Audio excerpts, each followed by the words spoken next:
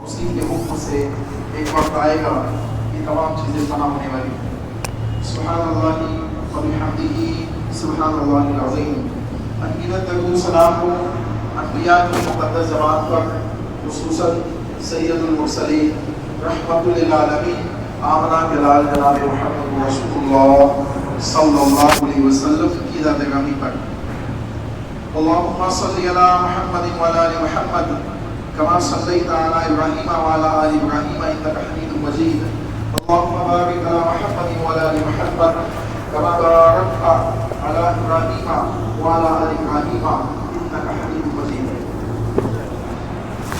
معزز سامعین و پردہ نشین خواتین اسلام، پچھلے جمعے میں خسر کا معنی آپ کے سامنے بتایا۔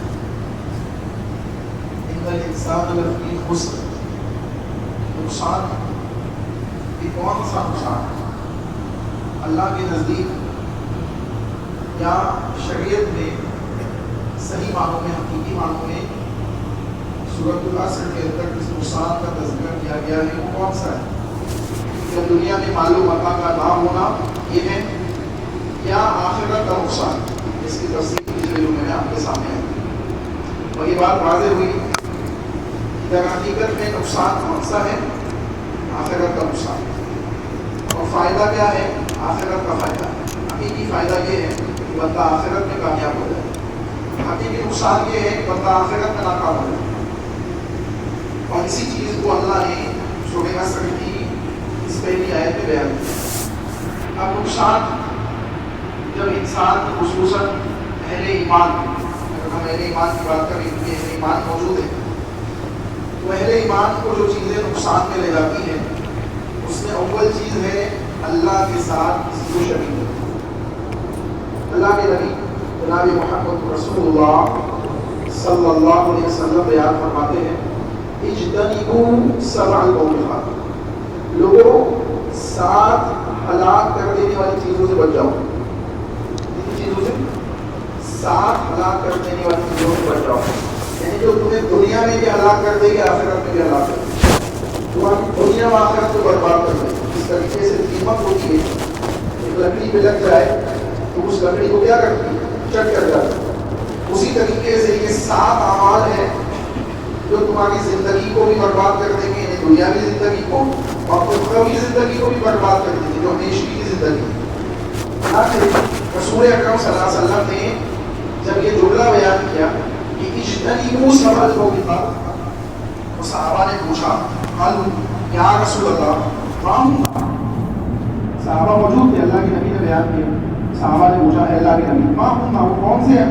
وہ کون سے 7 اعمال جو ہماری دنیا و آخرت کو برباد کرنے والے، جو ہمیں ہلاکت میں لے جانے والے، جو ہمیں نقصان میں لے جانے والے؟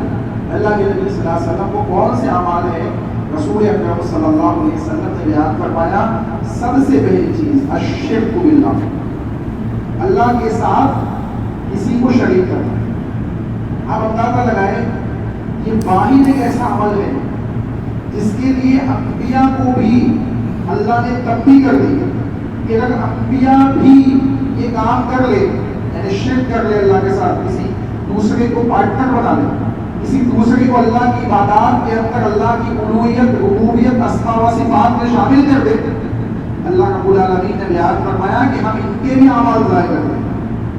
17 انبیاء کا سورہ نحل وغیرہ میں اللہ نے ذکر کیا اور اس کے بعد اللہ رب العالمین نے بیان فرمایا کہ اگر یہ سب کے سب بھی اللہ کے ساتھ کسی کو شریک کر دے ہم ان کے اعمال ضائع کر دیں۔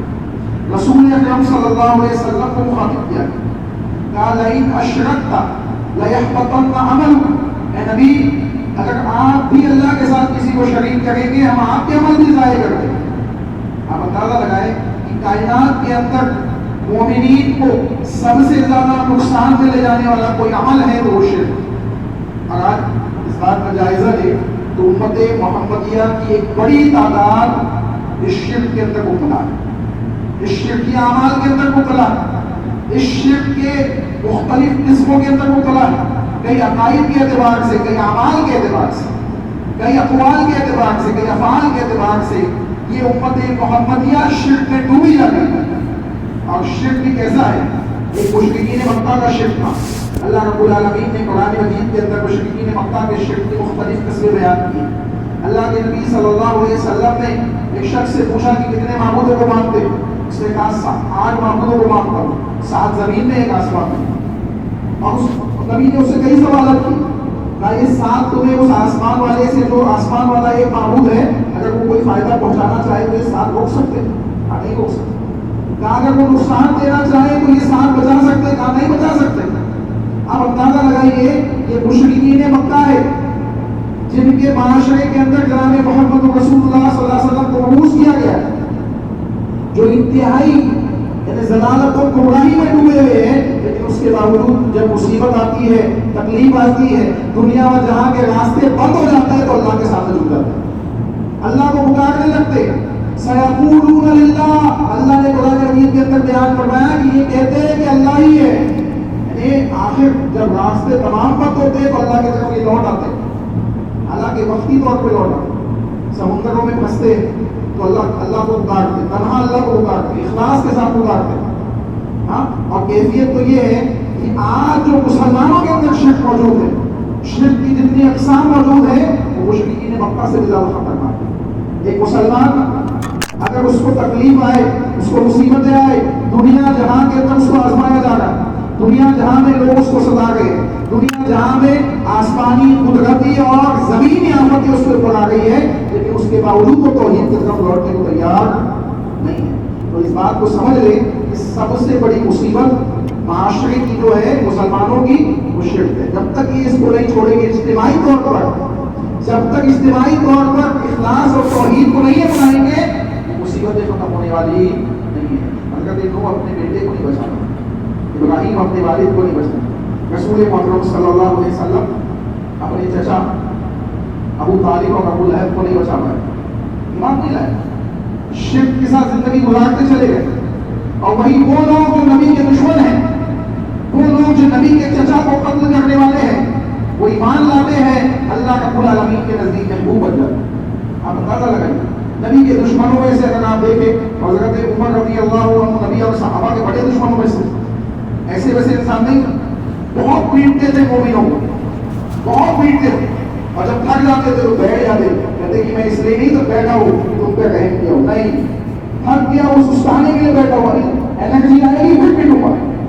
لیکن جب اللہ نے ہدایت دی، اللہ نے توحید عطا کی، ایمان عطا کیا، تو عمر رضی اللہ عنہ سے مفید بن گیا اس کائنات میں اسلام والوں کے لیے، مسلمانوں کے لیے. اب اندازہ لگائیے کتنا ہے، کتنا نفع کرتے عمر رضی اللہ عنہ کے ذریعے سے اس امت محمدیہ کو پہنچا. دوسری طرف وحشی بن حرب ہے جس نے حضرت حمزہ کو قتل کیا. حضرت حمزہ رضی اللہ عنہ قتل ہو کر جنت میں چلے گئے، شہید ہو کر جنت میں چلے گئے، جنگ احد میں شہید ہوئے.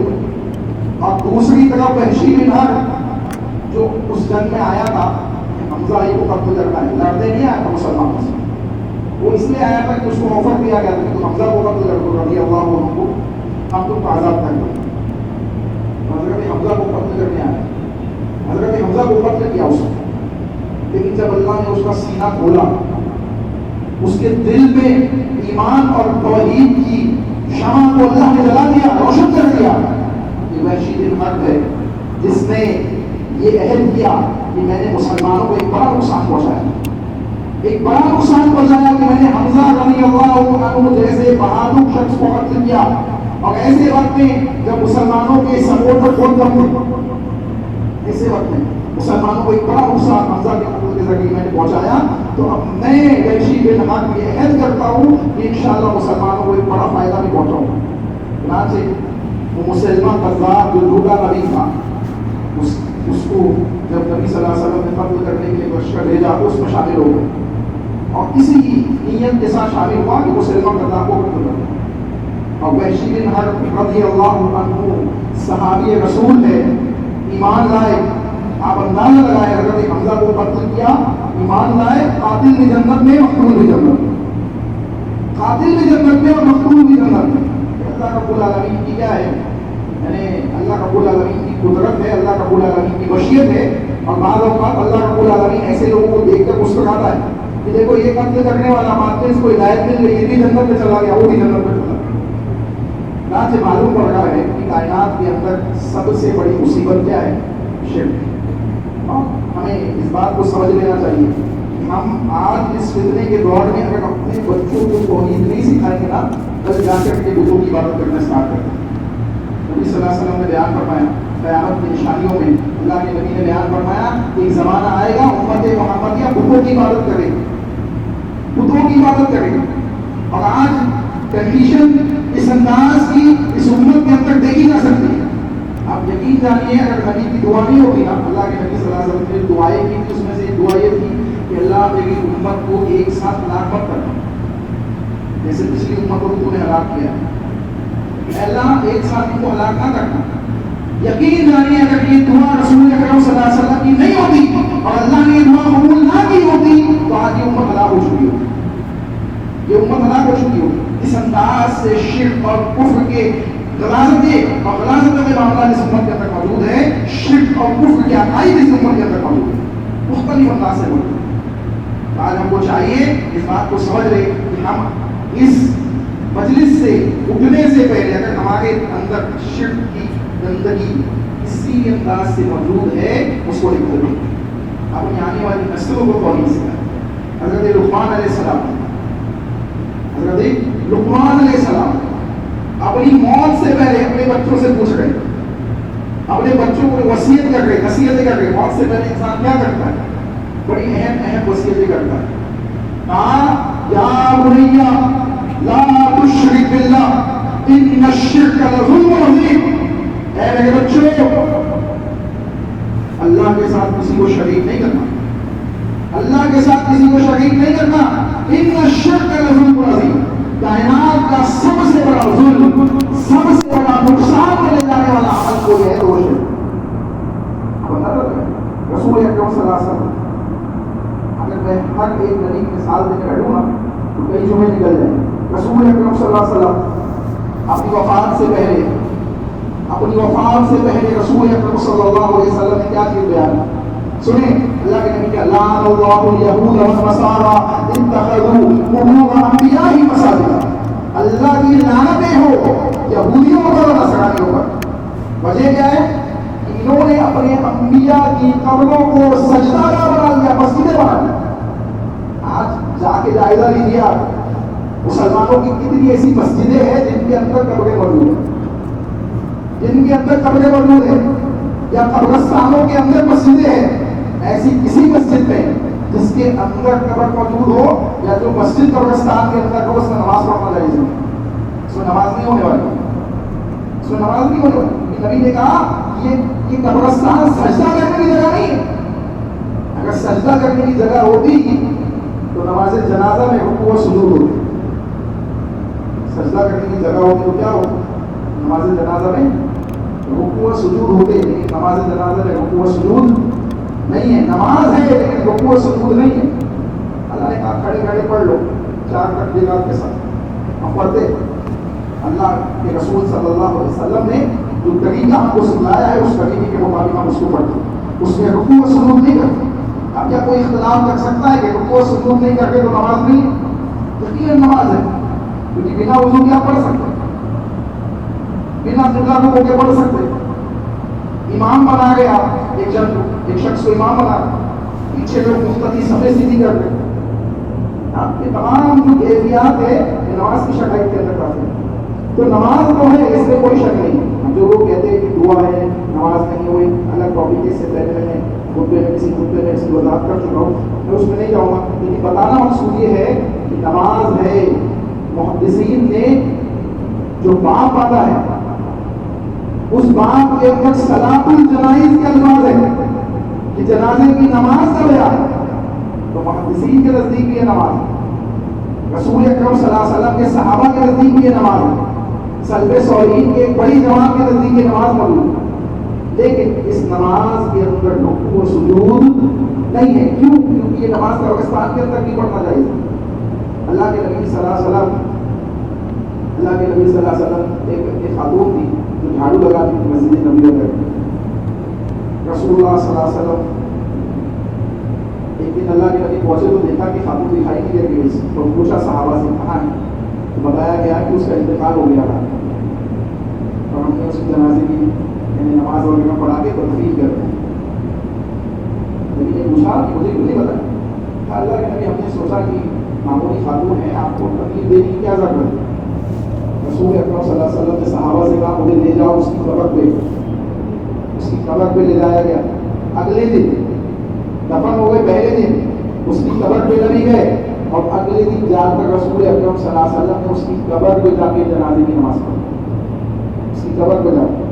اب میں آپ سے پوچھتا ہوں, نبی کی پوری زندگی اٹھائیے, کوئی ایک نماز جنازے کے علاوہ بتائیے تو نبی نے قبرستان میں پڑھی. کیا قبر یا قبرستان سجدہ کرنے کی جگہ, سجدہ کر عبادات کرنے کی جگہ؟ عبادات کی مختلف قسمیں جو شرک کی شکل بن چکی ہے ان قبرستانوں کے اندر انجام دی جاتی ہے. ہم کو چاہیے کہ ہم اس سے باز آ جائیں, ورنہ اس لعنت کے مستحق ہم بھی ہو جائے گی جو نبی نے بیان کی. لعن اللہ, اللہ کی لعنت ہو کس پر؟ یہودیوں پر اور نصرانیوں پر. کس لیے؟ وجہ یہ ہے کہ انہوں نے قبرستانوں کو کیا کیا؟ سجدہ کرنا. معلوم کیا پڑا؟ یہ سب سے قبیح عمل کیا ہے؟ شرک ہے, جو انسان کو کیا کرتا ہے؟ نقصان اور گھاٹے میں لے جاتا ہے. اللہ رب العالمین نے کتاب اللہ کے اندر بیان فرمایا قل ان الخاسرین الذین خسروا انفسهم واهلیہم یوم القیامہ الا ذلک هو الخسران المبین.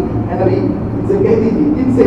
اس سے پہلی والی آیت پڑھی پھر پتہ چل جائے گا کن سے کہا جائے گا. کہا قل اللہ, ان سے کہیے, اللہ کہے گا کیا؟ اعبدوا مخلصا, یہ اللہ کی عبادت کرے. کیسے؟ اخلاص کے ساتھ. اخلاص سے مراد کیا ہے؟ توحید کے ساتھ. توحید کے ساتھ اللہ کی عبادت کرے. اس کا مطلب یہ ہوا کہ اگر آپ لا الہ الا اللہ پڑھ گئے, آپ لا الہ الا اللہ کی گواہی دے گئے, آپ کلمہ شہادت کی گواہی دے گئے, اب آپ کے پاس توحید نہیں ہے, یہ کلمہ آپ کو فائدہ نہیں پہنچائے. یہ کلمہ فائدہ نہیں پہنچائے. اگر اس کلمے کا حقیقی فائدہ آپ چاہتے ہیں تو اس کلمے کو, اس لا الہ الا اللہ جو اس کا حق ہے, اس کے اندر کسی بھی طریقے سے اپنی وفات تک اس میں شرک داخل نہ ہو. اس کا یہ حق ہے. اگر بندہ اس کی عبادت نہ کر سکے تو آخرت میں یہ کلمہ اس کو فائدہ نہیں پہنچائے. اور اگر اس نے عبادت کر لی, اگر اس نے عبادت کر لی تو نبی اکرم صلی اللہ علیہ وسلم نے یہاں تک کہ بیان کیا ہے کہ شخص لایا جائے گا 99 رجسٹرڈ ہو گئے اس کے گناہوں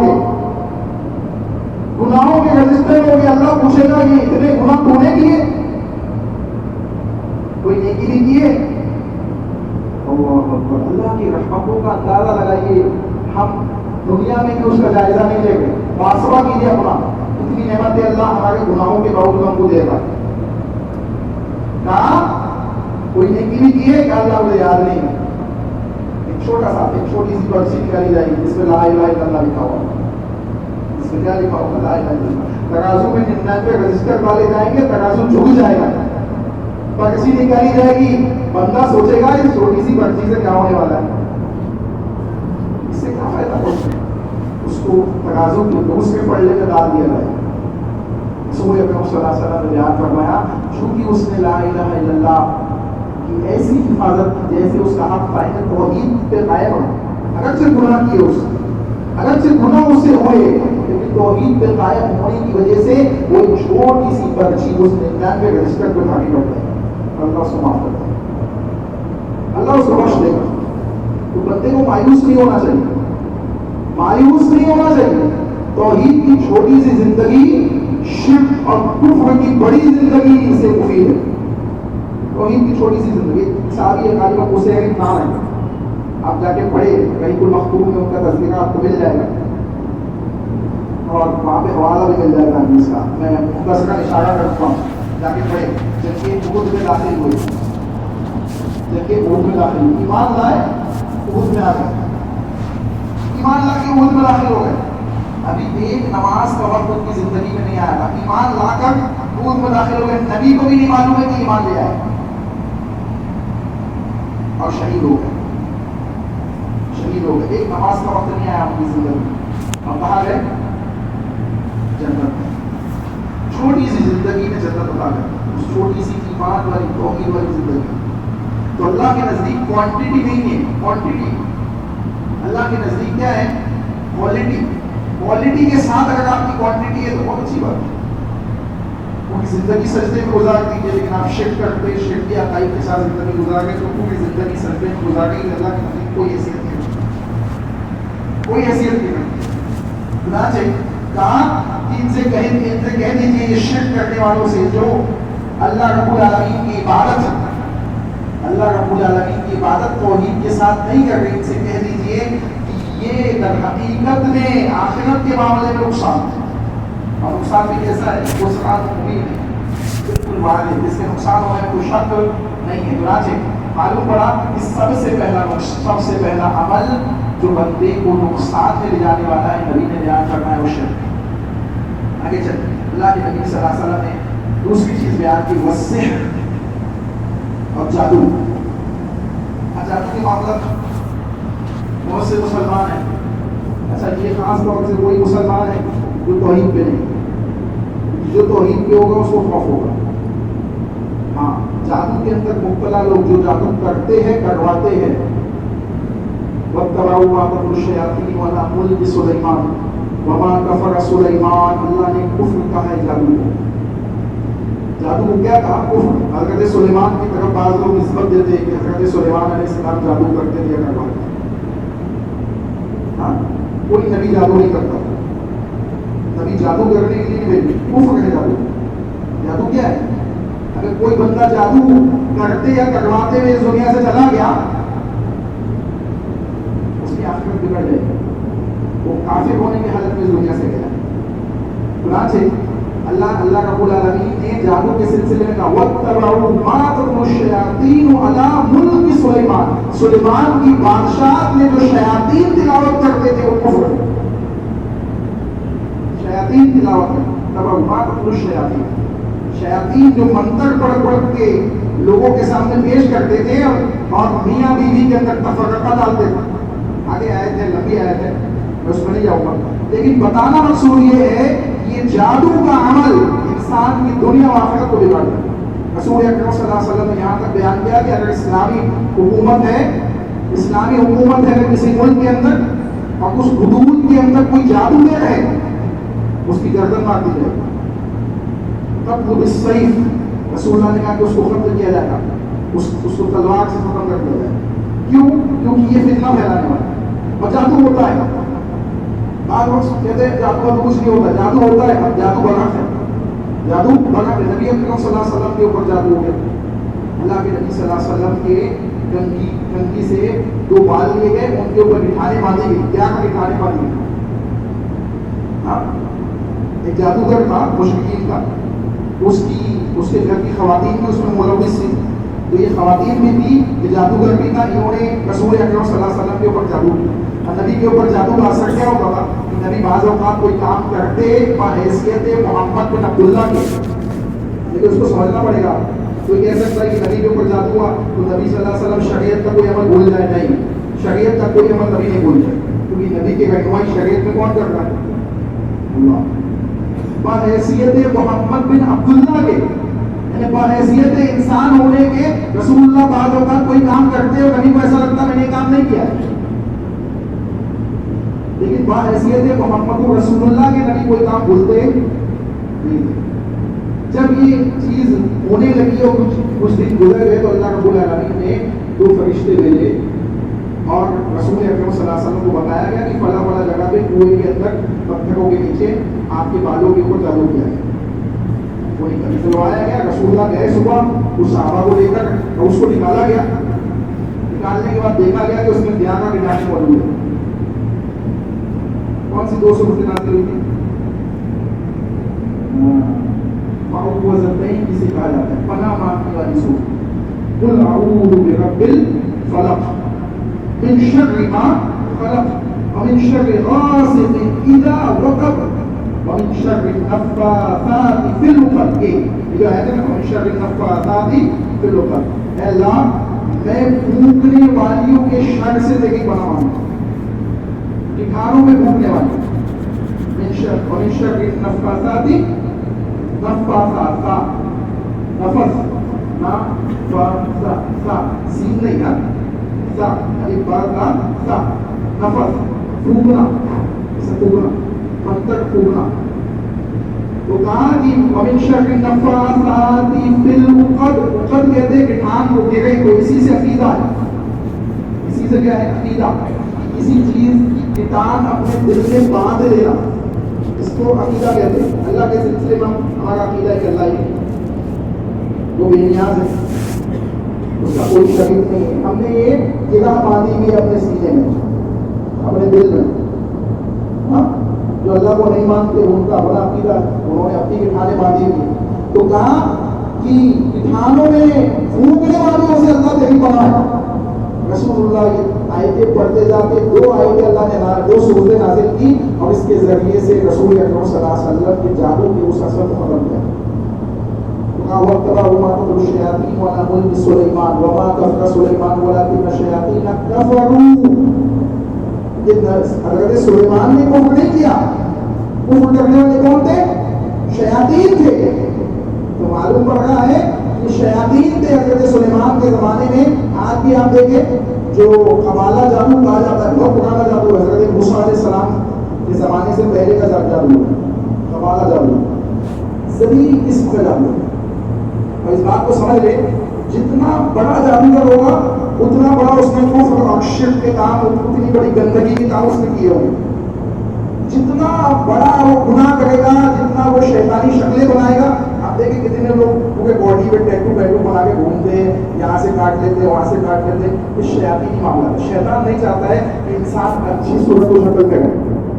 نبی نے کہا ٹیٹو بنانے والے کے اوپر اللہ کی لعنت. رسول اللہ لعنتی عمل بیان کر رہے اس میں. امت مسلمہ کے اندر بھی ایسے لوگ نہیں ہیں جنہوں نے مختلف انداز سے اپنے جسم کے اوپر گڑوا کے رکھا ہوا ہے, ٹیٹو بنوا کے رکھا ہوا ہے, کوئی نام لکھوا دیا نہ. کیوں, کیا ضرورت ہے آپ کو معلوم نہیں. آپ کس بات کی گواہی دے رہے ہیں؟ بولے امی ابو کا نام لگا, میں نے آپ اس ٹائم لگا کے کہ میں ان کا بیٹا ہوں, اس کے بغیر نہیں معلوم پڑے گا لوگوں کو. یہ عجیب و غریب معاملہ ہے. اللہ کے نبی صلی اللہ علیہ وسلم کی حدیث یاد آتی ہے. اللہ کے نبی نے کہا ایک زمانہ آئے گا مسلمان ان کی اتباع کریں گے قدم بہ قدم, شبرن بشبرن. نبی نے کہا 42 یعنی ایک 42 کے برابر کی جگہ ہوگی تو ان کی اتباع کریں گے. صحابہ نے پوچھا اللہ کے نبی کس کی اتباع کریں گے؟ کیا یہود و نصارہ کی؟ نبی نے کہا اور کون ہے انہیں کی اتباع کریں گے, ان یہودیوں کی نصرانیوں کی اتباع کریں گے. آج وہ زمانہ ہمارے سامنے موجود ہے, وہ زمانہ ہمارے سامنے موجود ہے. اب اندازہ لگائیے اتنے ایسے کام کرنے والے جن کو اللہ نے ہدایت دے دی ہے, وہ اپنے جسم سے سب چیزیں بٹا گئے, مسلمان بنا گئے. جس کو اللہ نے پیدائشی طور پر نعمت اسلام سے نوازا ہے وہ یہ سب کام کرتا ہے. تو بولتا ہے بڑا اچھا کام ہے. کیوں؟ ماڈرنٹی کے حساب سے زندگی گزارنی ہے, اس کو فیشن کے حساب سے زندگی گزارنی. اس بات کو سمجھ لیں, اگر آپ کو اپڈیٹڈ زندگی گزارنی ہے تو قرآن و حدیث پہ چلیں, کیونکہ قرآن و حدیث سے زیادہ اپڈیٹڈ زندگی اللہ نے نازل نہیں کی ہے. اللہ نے جو نازل کیا ہے یہ قیامت تک کے لیے اپڈیٹڈ دین ہے. اس میں کوئی نیا ورژن آنے والا, اب اسی بھاشا میں سمجھانا پڑتا ہے کیونکہ یہی بھاشا سمجھ میں آتی ہے لوگوں. تو نیا ورژن کوئی آنے والا نہیں ہے, یہ آ چکا ہے رسول اللہ پہ. اب اس کے بعد کوئی آنے والا, اب اس کے بعد کھڑے ہو کے کوئی کہتا ہے کہ میں بھی نبی ہوں, تو آپ کہہ دیجیے کہ دجال ہے. نبی نے کہا, ہم نہیں کہتے, نبی نے کہا کہ دجال پیدا ہوں گے تو جھوٹے نبوت کا دعویٰ کر رہے ہیں.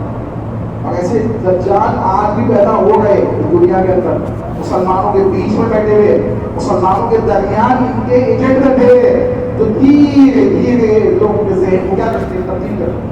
شبیر حنیف کا فتنہ کوئی ایسا فتنہ نہیں ہے جو ہم جس کو پہچانتے نہیں. اس بات کو سمجھ رہے کہ یہ جتنے فتنے آئیں گے, نبی نے کہا کہ میں آ چکا ہوں, آنے والی چیز کیا ہے, انا والساعۃ کہاتین, میں اور قیامت ایسے ہے جیسے یہ 2 انگلی ہے. اس کے بعد کوئی نبی آنے والا نہیں, اس کے بعد آنے والی چیز کیا ہے, قیامت. اب کوئی نبی نہیں آنے والا, تو اب کسی نبی کی آپ منتظر مت رہیے. جو دین اللہ نے محمد رسول اللہ کے اوپر نازل کیا ہے یہ اپڈیٹڈ دین ہے. اب کوئی دین آنے والا, اب آئے گی قیامت. تو اگر ہم اس قیامت میں کامیاب ہونا چاہتے ہیں تو اس دین کے اوپر چلنا ہے. تو کہا شرک سے بچ جاؤ, جادو سے بچ جاؤ. ہاں, جادو کرنا بھی نہیں ہے, کروانا بھی نہیں ہے. اور جادو ہوتا ہے, حق ہے, جادو ہوتا ہے. جادو سے لوگوں کی زندگیاں برباد ہو جاتی ہیں. بعض اوقات ہم یہ سمجھتے ہیں کہ بڑا گنہگار انسان ہے، اس کو جادو ہو گیا. ضروری نہیں کہ گنہگار رسول اللہ پہ ہوا جادو نا، ہاں تو ایسا نہیں بولنا چاہیے. کسی کو ہو گیا ہے تو ایک مصیبت میں مبتلا ہے، اس کے لیے دعا کی اللہ اس کو شفا دے، اللہ اس کے معاملات کو آسان رکھے. چنانچہ کہا وقتل النفس التي حرم الله الا بالحق، اور کسی انسان کو فضول میں قتل کرنا سوائے اس کے کہ اس کا حق ہے. کوئی ایسا معاملہ اس نے کیا جیسے کسی کو قتل کیا، اس قتل کے بدلے میں اس کو قتل کیا جائے، یہ کون آرڈر دے گا؟ قاضی آرڈر دے گا. اسلامی حکومت کے اندر کہیں پہ بھی نہیں، ہاں اسلامی حکومت ہے وہاں پہ قاضی آرڈر دے گا کہ اس نے قتل کیا ہے تو اس کو بھی قتل کیا جائے. قتل کے بدلے قتل یا ایھا الذین آمنوا کتب علیکم القصاص فی القتل، اللہ نے کہا اے ایمان والو تم پہ قصاص کو فرض کیا گیا، قتل کے بدلے تم قتل کر سکتے ہو. کون کرے گا؟ قاضی کرے گا، کوئی گروپ کے نہیں کرے گا. ٹھیک ہے، تو یہ حق ہے، یہ حق ہے. کوئی زنا شادی شدہ انسان زانی ہے اس کو رجم کیا جائے گا، پتھروں سے مار مار کے قتل کر دیا جائے گا. وہ بھی اسلامی حکومت، کہیں پہ بھی نہیں، دنیا کے کسی مقام پہ نہیں. اسلامی حکومت جہاں پہ ہے وہیں پہ یہ عمل اپلائی ہوتے ہیں. چنانچہ کہا کہ کسی نفس کو بلا وجہ قتل کرنا جائز نہیں ہے، صرف حق کے ساتھ قتل کرنا جائز ہے. اور حق میں سے دو چیزیں، ایک چیز اور ہے، اور بھی کچھ چیزیں ہیں اس کو انشاءاللہ کبھی بیان کی جائے گی. سنیں، وہ اکل الربا، سود کا کھانا. مسلمانوں میں دیکھ لیا آئے گی نہیں، سود کو سود نہیں سمجھ رہے ہم. نبی نے کہا سود کا کھانے والا ایسے ہے جیسے اپنی ماں سے نکاح کرتا ہے. ماں سے نکاح نہیں ہوتا، ماں سے زنا ہوتا. ماں سے کیا ہوتا ہے؟ زنا ہوتا ہے. یعنی اس کے سب سے چھوٹا گناہ یہ ہے کہ گویا تو اپنی ماں سے زنا کرتا ہے. نعوذ باللہ. وَأَكْلُ الرِّبَا، اور سود ایک ایسا عمل ہے جس کے لیے اللہ نے کہا کہ اللہ اس کے رسول سے جنگ کرنے کے لیے تیار ہوگا. ایک واحد ایک ایسا عمل ہے جس کے لیے یہ الفاظ کہے گا کہ اللہ اس کے رسول سے جنگ کرنے کے لیے تیار ہوگا. وَأَكْلُ الرِّبَا وَأَكْلُ مَالَ الْيَتِيمِ، اور یتیم کا مال کھا لینا. اس لیے یتیم آپ کو، یتیم آپ کی کفالت میں ماں باپ اس کے انتقال ہو چکے، اب ماں باپ کا مال آپ کے پاس جمع ہے، اس کا مال آپ کھا لو، ہڑپ لو ناجائز طریقے سے. اللہ کے حساب دینا. یتیم سب سے مظلوم طبقہ ہے معاشرے، سب سے کمزور طبقہ ہے معاشرے. اگر آپ اس کے ساتھ حسن سلوک نہیں کریں گے آخرت میں اللہ پکڑے گا اور بہت سخت پکڑو. اللہ سب کی اللہ کی پکڑ سے ہم کو محفوظ کرنا.